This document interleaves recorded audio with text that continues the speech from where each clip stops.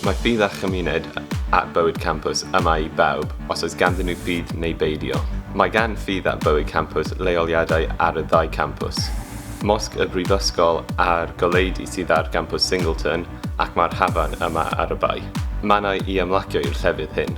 Gellir ei cyrchu gan bob myfyrwyr ar gyfer cymdeithasu, archebu ystafell ar gyfer digwyddiad cymdeithasol, gwneud paned yn y cegin, neu cymryd amser allan I ymlacio neu gweddio yn ein ystafelloedd tawel neu yn gofodau gweddio.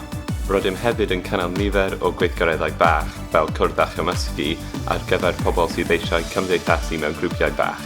Rydym hefyd yn cynnal gwasanaeth gwrando cyfrinachol I bawb. Felly, os ydych chi'n teimlo'n dan straen, yn pryderu am eich gwaith academaidd, yn teimlo'n hiraethus, neu eisiau sgwrsio â rhywun, gallwch cysylltu â ni I creu apwyntiad.